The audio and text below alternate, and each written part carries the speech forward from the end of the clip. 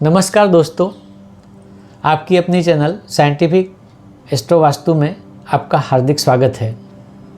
दोस्तों, आज का विषय है भारत के राजकारण में आजकल जो भी घटनाएं होती है, खास करके मुख्यमंत्रियों का जेल में जाना और उसी में किसी एक को जमानत भी मिलना और छोटी मोटी और कई घटनाएं हैं।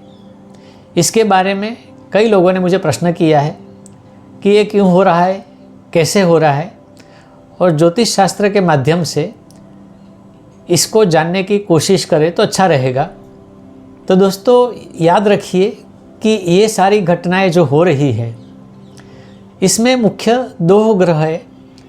एक तो शनि जो कुंभ राशि में वर्तमान में है ही, गोचर का शनि, और दूसरा गोचर का मंगल भी कुंभ राशि में आया है, जो कि 23 अप्रैल 2024 तक रहेगा।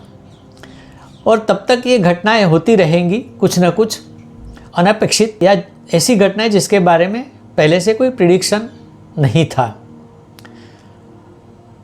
अब ये घटनाएं मंगल शनि से क्यों हो रही है, इसके बारे में भी जानना ज़रूरी है।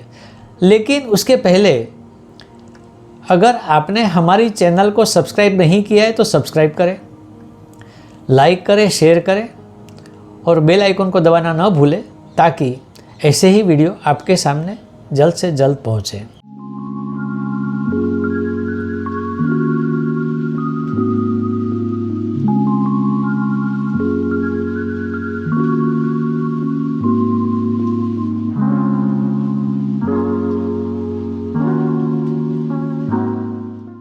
जैसे पहले ये बताया गया है कि ये सारी घटनाएं गोचर के मंगल और शनि के माध्यम से हुई है।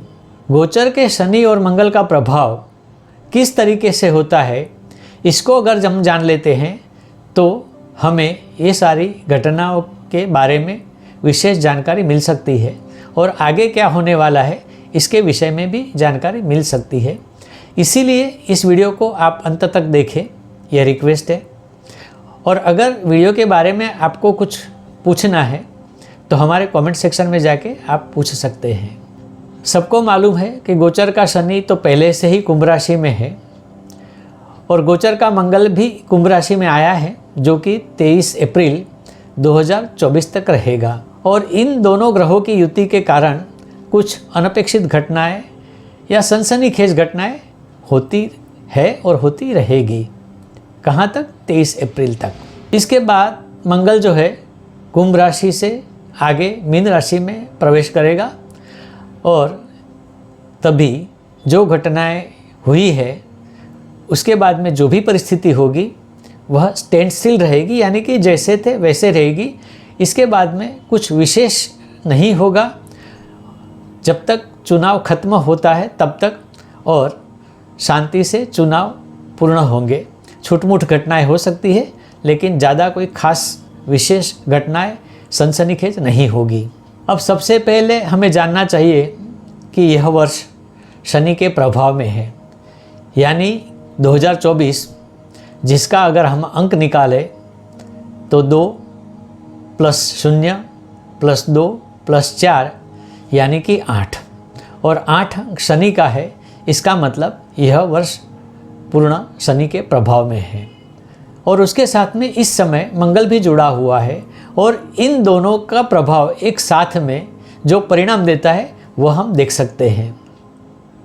यह भी सब लोग जानते हैं, शनि सूर्य का विरोधी है। सूर्य यानी कि राजा, और राजकारण भी होता है।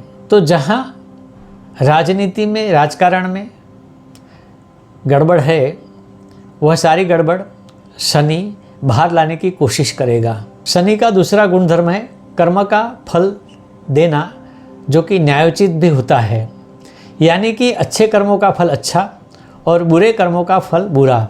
इसका मतलब ये हुआ कि जिन्होंने अच्छे कर्म किए हैं उनको अच्छा फल मिलेगा, और जिन्होंने बुरे कर्म किए हैं उसको फल बुरा ही मिलेगा, या तो फिर उनके साथ ही ऐसी कुछ घटनाएं हो सकती है। शनि का एक तीसरा गुणधर्म है जो है क्रांति का, क्योंकि शनि क्रांति का कारक माना जाता है। और क्रांति का दूसरा मतलब है नवनिर्माण, यानी कि आजकल राजकारण में जो परिस्थिति है उसमें कहीं ना कहीं क्रांति तो आएगी ही और एक नवनिर्माण होगा, यानी कि राजकारण में कुछ बदलाव होंगे, जो बदलाव अच्छे होंगे, जनता के हित में होंगे और आगे समय अच्छा होगा। अब शनि के साथ जो मंगल है उसके गुणधर्म भी जान लेना ज़रूरी है। तो मंगल का सबसे पहला जो गुणधर्म है वो है शक्ति का, यानी कि जब शनि और मंगल की युति है तो शनि को जो भी कार्य करने हैं उसमें मंगल अपनी शक्ति प्रदान करेगा, यानी शनि को कार्य करने में बहुत आसानी रहेगी, आसानी से कार्य कर सकेगा, क्योंकि उसके साथ अब मंगल की शक्ति भी जुड़ी हुई है। मंगल का दूसरा गुणधर्म है नीति नियमों का पालन करना, यानी जो नीति नियम तोड़ते हैं उसे दंडित करने के लिए यह समय अति उचित है। या यूँ कहिए कि जिन्होंने कहीं ना कहीं परोक्ष या अपरोक्ष नीति नियम को तोड़े हैं उनको उसका खामियाजा इस समय भुगतना ही होगा। खामियाजा भुगतने का समय अब शुरू होता है, अंत कहाँ होगा वो नहीं मालूम, क्योंकि ज्योतिष में घटनाएं शुरू होने की बात कही जाती है, अंत चाहे कभी भी हो, लेकिन ऐसी घटनाएं 23 अप्रैल 2024 तक होती रहेगी। मंगल का एक तीसरा गुणधर्म है क्रोध। शनि को जो क्रांति करनी है उसमें क्रोध का गुणधर्म बहुत ज़रूरी है, यानी समाज में खास करके जो दलित वर्ग है, पिछड़ा वर्ग है, वह अगर नाराज़ है तो उनमें क्रोध की मात्रा बढ़ेगी। इस क्रोध के द्वारा क्रांति होगी और उनको न्याय मिलेगा, यानी जो लोग दलित और पिछड़ों के बारे में सही ध्यान नहीं देते हैं उनको नुकसान होगा, और जो इनकी सहायता करता है, इनके बारे में ध्यान देता है, उनको फ़ायदा होगा। लेकिन ध्यान रहे, न्याय का देवता है शनि और ये सारी बातें जानता है, जो सही में है वही बात होगी, लेकिन जो खाली ऊपर ऊपर से बताते हैं कि हम इनके लिए ये करते हैं या वो करते हैं, वो नहीं होगा। जो सही है वह आगे आएगा, जो गलत है वो बाहर जाएगा। इसका कुल मिला के अगर सोचे तो आगे आने वाला समय है वो बहुत अच्छा रहेगा। समाज के हर वर्ग के लिए कुछ ना कुछ अच्छा होगा और ऐसे ही व्यक्ति बाहर आएंगे जो कि समाज के लिए चिंतित है, समाज के लिए कार्य करते हैं, सही कार्य करते हैं। लेकिन जो गलत है, दंभ है, या तो सिर्फ बताते हैं, उनका नाश होगा, या तो राजकारण से बाहर हो जाएंगे, या कुछ भी हो सकता है ताकि ये लोग राजकारण से दूर रहें।